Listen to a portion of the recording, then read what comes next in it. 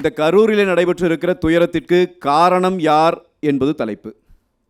இங்கே யாரும் யாரையும் தலைவராக ஏற்றுக்கொள்வதற்கான தேர்வுகளோ சான்றிதழ் கேட்கிற நிகழ்வோ நடைபெறவில்லை. இவர் தலைவர், இவருக்கு தலைவருக்கான தகுதி இருக்கிறது, இவருக்கு தலைவருக்கான தகுதி இல்லை, இவர் இப்படியெல்லாம் தன்னை மாற்றிக்கொண்டால் தலைவராகலாம் என்கிற உங்களுடைய அறிவுரைகள் எதுவும் இன்றைக்கு பேசுபொருள் அல்ல. இங்கே விஜய் அவர்களுக்கோ அல்லது வேறு யாருக்கோ தலைமை பண்பை குறித்து பாடம் நடத்துகிறவர்கள் யாரை தலைவராக ஏற்றிருக்கிறார்களோ அவர்களையெல்லாம் விஜய் அளவுக்கான தகுதி கொண்டவர்கள் கூட அல்ல என்கிற கருத்து எங்களுக்கும் உண்டு. அதை பேசுகிற மேடை இது அல்ல. அது அவனவன் கருத்து. ஒருவருக்கு ஒரு தலைவனை பிடிக்கும், இன்னொருவருக்கு இன்னொரு தலைவரை பிடிக்காது. ஒருவருக்கு ஒரு ஆளுமை இருக்கும், அவர் கற்பார், கற்றுக்கொண்டு வருவார். இல்லை கற்றுக்கொள்ளவில்லை என்றால் காலம் தூக்கி வீசிவிடும். இப்போ எங்களுடைய பொதுச் செயலாளர் சொல்லிவிட்டார், கொடி பறக்கிறது, கொடி பறத்தை பார்த்தவுடன் கூட்டணி தயாராகிறது என்று சொல்லிவிட்டார் என்றெல்லாம் பேசுகிறார்கள். ரொம்ப கவலைப்படுகிறார்கள், எல்லாரும் பேசுகிறார்கள். நான் கேட்கிறேன், அண்ணன் தனியரசு அவர்கள் கூட சொன்னார், நான் கேட்கிறேன், இன்றைக்கு காலையிலே மரியாதைக்குரிய துணை முதலமைச்சர் உதயநிதி கட்டாயம் கை எங்களை விட்டு போய்விடாது, நம்பிக்கை இருக்கிறது என்றாரே, அதிலே ஒரு கை நடுக்கம் தெரிகிறதே. என்னது எங்கே இருந்து வருகிறது? இங்கே நம்ம இதில் மரியாதைக்குரிய துக்ளக்கினுடைய ஆசிரியர் குருமூர்த்தி அவர்கள், அவரிடம் விஜய் தரப்பினர் போய் பேசிவிட்டார்கள், பேச்சுவார்த்தை நடத்திவிட்டார்கள் என்று ஒரு ஊடகம் செய்தி போட்டோம். பின்னால் சில பேர் எல்லாம் செய்திகளை கொண்டு வந்தார்கள். அவர் அளவில் பேட்டி கொடுத்தார், நான் சந்திக்கவில்லை, அப்படி ஒரு சந்திப்பு நடைபெறவில்லை என்று சொன்னார்.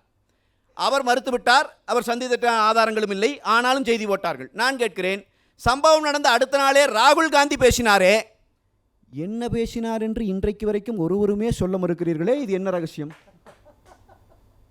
அண்ணர்கள் எல்லாம் சொல்லுகிற தலைமைக்கே தகுதியில்லாத நபரோடு உங்களுக்கு என்னையா பேச்சுவார்த்தை? நீங்கள் இண்டி கூட்டணியை சார்ந்தவர்கள், நீங்கள் முதலமைச்சரை கூப்பிட்டு பேச வேண்டியவர்கள், நீங்கள் ஏன் பேசினீர்கள்? அன்றைக்கு ராகுல் காந்தி பேசியதற்கும் இன்றைக்கு கை நடுங்குவதற்கும் இடையே தொடர்பு இருக்கிறதா என்கிற நியாயமான சந்தேகம் எங்களுக்கும் வரும் இல்லையா? எல்லாருக்கும் அரசியல் கட்சியில் வேலை செய்கிறவர்களுக்கு தெரியும், பொதுமக்களுக்கு தெரியாமல் இருக்கலாம்.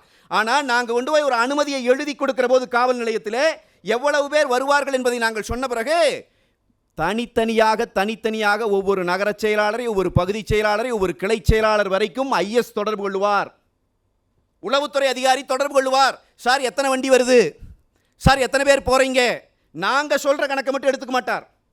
டோல்கேட்டில் ஆள் நிற்கும் உளவுத்துறைக்கு, டோல்கேட்டில் இந்த டோல்கேட்டில் இத்தனை வண்டி கிராஸ் ஆகிருக்குது சார், ஸோ இவ்வளவு கூட்டம் வரப்போகிறது. இதை கொடுக்கிற வேலை தான் உளவுத்துறையின் வேலை. உளவுத்துறை இந்த ரிப்போர்ட் கொடுத்து காவல்துறை பாதுகாப்பு கொடுக்க வேண்டும் என்பதற்காகத்தான் அனுமதியே கேட்கப்படுகிறது. அதுதான் பேசிக். அப்போ காவல்துறையினுடைய வேலை என்ன? நாம் காவல்துறையிடம் கொடுத்துட்டோம். இன்னைக்கு என்ன பதில் சொல்கிறாங்க? 10,000 பேர் வருவார் என்று சொன்னார்கள். ரைட்டு. ஒருவேளை விஜய் 2 இடங்களை கேட்டார், அதிலே ஒன்றைத்தானே கொடுக்க முடியும், அதிலே ஒன்றை கொடுத்தோம், அதிலே நடந்துவிட்டது என்று இவர்கள் வாதிடுவார்கள் என்றால், அந்த 2 இடங்களிலும் நாம் கொடுத்தால் இந்த மாதிரி அசம்பாவிதம் ஏற்பட வாய்ப்பு இருக்கிறது என்று உளவுத்துறை கணித்திருக்க வேண்டும். கணித்திருந்தால் 2 இடங்களையும் ரத்து பண்ணுகிற வாய்ப்பு காவல்துறைக்கு உண்டு.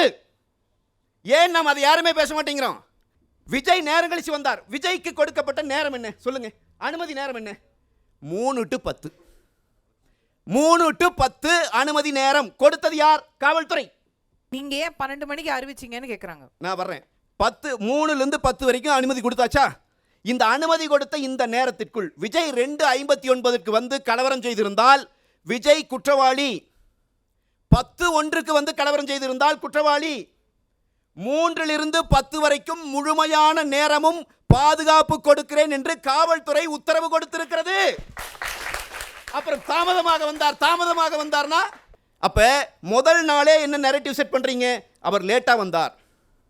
அவர் லேட்டா வந்திருந்தாலும் பாதுகாக்க வேண்டிய பொறுப்பு உங்களுக்கு இருக்கிறது என்பதையும் சேர்த்தே நான் சொல்லுகிறேன். அவர் தவறாக எண்ணிக்கை கொடுத்தார். அவர் கொடுத்த எண்ணிக்கையை ஏற்றுக்கொண்டு பாதுகாப்பு போடுவதென்றால் உளவுத்துறையின் வேலை என்ன என்கிற கேள்வியை நான் முன்வைக்கிறேன். சார் நான் XRY, நான் விஜய், நீங்க இவ்வளோத்தையும் ஃபோர்சி பண்ணி அவங்க இன்னும் கடுமையான கட்டுப்பாடுகள் அங்க விஜய் மேல போட்டிருந்தாங்கன்னா ஆஹா எதிர்கட்சிகளை நசுக்குகிறார்கள் கிளம்பிடுவீங்க. இதுதான் ஒரு சரியான கேள்விங்கம்மா. இது தொடர்ச்சி அப்படி பண்றாங்க. நான் உங்களுக்கு கேட்குறேன், விஜய் வந்துட்டு இருக்கார், இவங்களுக்கு தெரிஞ்சிருச்சு, காவல்துறைக்கு அவங்களே சொல்றாங்க, அவங்க தரப்புலேயே சொல்றாங்க, கூட்டம் அதிகமாயிட்டு இருக்குது, தாங்க முடியல, மிகப்பெரிய பிரச்சனையாகுது, குடிக்க தண்ணி இல்லை, பாட்டில் இல்லை, எல்லாம் சொல்றீங்கல்ல, போலீஸ்க்கு தெரிஞ்சிருச்சுல்ல. விஜய் உள்ளே வந்தால் இந்த இடத்துல பெரிய அளவில் பிரச்சனையாகும் தெரிஞ்சிருச்சுல்ல. நாம் என்ன வெளிப்படையாக கேட்குறோம், நாமக்கல்ல இருந்து கரூர் வருகிற சாலையிலே விஜயை நிறுத்தி கைது செய்வதிலே உங்களுக்கு என்ன பிரச்சனை? நீங்க என்ன பதில் சொல்றீங்க அதுக்கு? நாங்க கைது செய்து கூட்டம் நடக்கலைன்னா திமுக பயந்துருச்சு, அரசாங்க விஜயை பார்த்து பயந்துருச்சுன்னு விமர்சிப்பீங்க. அந்த விமர்சனத்திலிருந்து திமுகவை காப்பாற்றுவது காவல்துறையின் வேலை அல்ல. அவங்க மேல விமர்சனம் வந்தா வரட்டும், ஆளுங்கட்சி ஆக்கிற மேல விமர்சனம் வரக்கூடாதா? நீ ஆளுங்கட்சி மேல விமர்சனம் வரக்கூடாது என்பதற்காக அவரை அலோ பண்ணி இங்கே உயிர்களை போக வைத்திருக்கிறாய் என்றால் நான் குற்றம் சாட்டுகிறேன். முதல் குற்றவாளி இந்த அரசாங்கம், இந்த காவல்துறை, இந்த உளவுத்துறை. சும்மா மறுபடி செத்து பணமா விழுந்த பிறகு இன்னும் என்னென்ன நெரேட்டிவ் செட் பண்ணிட்டு இருக்கீங்க? முதல் நாள்ல தொடங்கினதுல இருந்து இப்ப வரைக்கும் அவங்க வச்சுக்கார ஓடி போயிட்டான் சார். நான் அவங்களை இப்போ மோட்டிவேட் பண்ணல, அவன் ஓடக்கூடாது. அவன் நானா இருந்திருந்தா களத்தில் இருந்திருப்பேன்.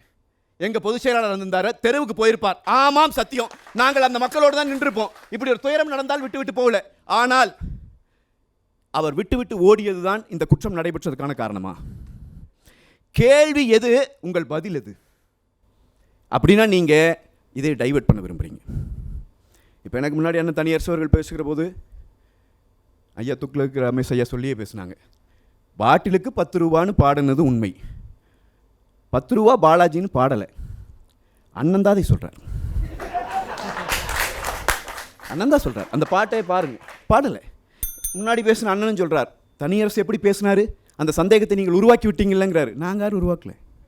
செருப்பு வீசி நாங்கள் விஜயனுடைய கவனத்தை திருப்பணும்னு முதல் நாள் சொன்னபோது சிரித்த தமிழக மக்கள் அதை 7வது நாளில் நாம் பேசுகிற போது ஒருவேளை இருக்குமோன்னு சிந்திக்க வச்சுட்டீங்களே சார். எவ்வளவு பெரிய மோசடி சார் இது, எவ்வளவு பெரிய மோசடி சார்.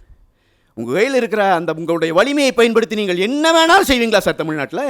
எனக்கு அண்ணன் கேட்டாங்க, சிபிஐ விசாரணையில் உங்களுக்கு என்ன பிரச்சனை? பயங்கரமாக பதில் சொல்கிறார் அண்ணன். சிபிஐனா விஜய் அங்கே போயிடுவார், அப்போ தமிழ்நாடு போலீஸ்னா செந்தில் பாலாஜி இங்கே போயிடுவார். யாரை வச்சுங்க விசாரிக்கிறது? சிபிஐங்கிறது ஒரு அரசினுடைய அமைப்பு. அதை உங்கள் விருப்பத்துக்கு நீங்கள் கொச்சைப்படுத்திட்டு இருக்க முடியாது. சிபிசிஐடி கிட்ட நம்ம வேங்கைவேல் பிரச்சனையை கொடுத்தோம். 2.5 வருஷம் கழிச்சு குற்றப்பத்திரிக்கை தாக்கல் பண்ணாங்க. சிபிசிஐடியை கழிச்சு விட்டுலாமா? 2.5 வருஷமா என்ன பண்ணிட்டு இருந்தீங்க? இந்த அமைப்பே மோசன்றோமா? சிபிஐ நடத்தின வழக்குகளில் சில வழக்குகளில் உங்களுக்கு பிரச்சனை இருந்துச்சுன்னா அதை குறிப்பிட்டு காட்டுங்க. நாங்கள் ஏன் சிபிஐ கேட்கிறோம் என்பதை தெளிவுபடுத்துகிறேன். நாம் இப்போ 2 அணியாக ஏன் உட்காந்துருக்கோம்? குற்றச்சாட்டு யார் மேலேங்கிற போது 2 பேர்த்து மேலேங்கிற கருத்து வந்துருச்சு. அதனால தான் தந்தி டிவி 2 டீமை போட்டு வேலை செய்யுது இல்லைங்களா? ஒரு குற்றச்சாட்டு யார் மேலே? நாம் வைப்பது அரசின் மேலே, அவர்கள் வைப்பது விஜய் மேலே. இதுதானே? 2 தரப்புக்கும் வந்த பிறகு பிரச்சனைக்கு உரியவர்களே விசாரித்து எப்படி முடிவு செய்யலாம்? யார் மீது குற்றச்சாட்டு இருக்கிறதோ அவர்களே விசாரிக்கலாமா? அதனால தான் நாங்கள் கேட்குறோம், குற்றச்சாட்டு ஆளுங்கட்சியின் மீது வந்த பிறகு இந்த விசாரணை அறப்படி நடப்பதற்கு சிபிஐ இன்னொரு 3rd ஏஜென்சி ஒன்று வேணும், அவங்க விசாரிக்கட்டும் என்று கேட்கிறோம். இதில் என்ன பிழை? அப்போ நீதிமன்றத்துக்கு போனால் நீதிமன்றம் சொல்லுது இட் இஸ் டூ ஏர்லி, அப்படி தான் சொல்லியிருக்கு. இப்போதைக்கு முடிவு பண்ண முடியல. இப்போ நாங்கள் ரொம்ப நாங்கள் கேட்குறது, ஆமாம் நான் ஏற்கிறேன், நீதியரசர் சொன்னதை ஏற்கிறேன். நீதிபதிக்கு நீதிமன்றத்திற்கு இது டூ ஏர்லி, ஆனால் முதலமைச்சருக்கு இட் இஸ் டூ லேட். அவர் கொடுத்திருக்க வேண்டும் சிபிஐக்கு விசாரணை. அதைத்தானே எதிர்பார்க்குறோம்.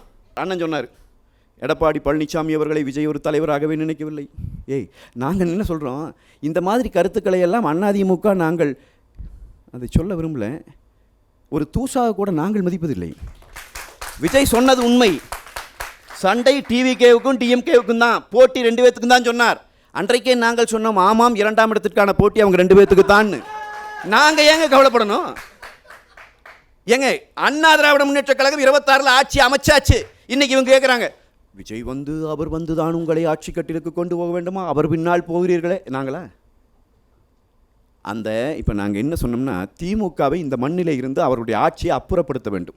அதற்கு தமிழ்நாட்டை பாதுகாப்பதற்கு திமுக எதிர்ப்பு சிந்தனை உள்ள எல்லாரும் ஓரணியில் திரள வேண்டும் என்கிற முழக்கத்தை நாங்கள் முன்வைத்தோம். உண்மையில் திமுகவை எதிர்க்கிறவர்கள் என்பதை சொல்லி சொன்னோம். விஜய் திமுகவை எதிர்க்கிறேன்னு சொன்னார், விஜய் எங்களையும் எதிர்த்து நின்னார். இப்போ உண்மையிலேயே திமுக அப்புறப்படுத்தப்பட வேண்டிய சக்தி தான் என்பது விஜய்க்கு புரிந்திருக்கலாம். விஜய் வரலினா அதிமுக அப்பொழுதும் வீழ்த்துவோம். நேற்று எங்கள் பொதுச்செயலாளர் குறிப்பிட்டு சொன்னது, கொடி பறக்குது. திமுக இன்னைக்கு செய்து கொண்டிருக்கிற வேலை திமுக எதிர்ப்பு சக்திகளை ஓரணியில் திரட்டி கொண்டிருக்கிறது என்பதைத்தான் சொன்னார். இதை இன்றைக்கு சொல்லவில்லை, மதுரை மாநாட்டிலேயே சொன்னார். ஸ்டாலின் அவர்களே, உங்கள் கட்சியை காப்பாற்றிக் கொள்ளுங்கள் என்று அவர் அன்றைக்கு எச்சரிக்கை கொடுத்த போதே இவர்கள் விழித்துக் கொண்டிருக்க வேண்டும். இன்றைக்கும் இந்த தவறை செய்திருக்கிறார்கள். நான் மீண்டும் சொல்லுகிறேன், ஒரு குற்றம் நடைபெற்று விட்ட பிறகு அங்கே பார், அங்கே நடக்கவில்லையா, இங்கே பார், இங்கே நடக்கவில்லையா, இதை பார், அது அல்ல பேச்சு. வெளிப்படையான மரணங்கள் நடந்திருக்கிறது. 2 கேள்வி இருக்கிறது, 2 தரப்பின் மீது குற்றச்சாட்டு இருக்கிறது. இந்த 2 தரப்பும் இல்லாத இன்னொரு புது அமைப்பு விசாரிக்க வேண்டும் என்பது இருக்கிறது. இதை தாண்டி சூழ்ச்சி குறித்தான, அங்கே ஒரு சூழ்ச்சி நடந்ததா என்பது குறித்தான கருத்து மக்களிடம் வந்திருக்கிறது. அந்த கருத்திற்கு நேர்மையாக மக்களுக்கு பதிலளிக்க வேண்டிய பொறுப்பு அரசாங்கத்திற்கு இருக்கிறது. இன்றைக்கு வரைக்கும் உளவுத்துறை, காவல்துறை, அரசு நிர்வாகம் அத்தனையும் தோற்று போய்விட்ட பிறகும் அதை குறித்து ஏற்றுக்கொள்ளாமல் விஜய்க்கு தகுதி இல்லை என்று பேசிக் கொண்டிருப்பது இதையெல்லாம் திசை திருப்புகிற வேலை. எனவே மறைந்த 41 உயிர்களினுடைய ஆன்மா இதை ஏற்றுக்கொண்டு பேசிக்கொண்டே தெரிந்தால் நம்மை மன்னிக்காது என்பதை எச்சரித்து விடைபெறுகிறேன். நன்றி, வணக்கம்.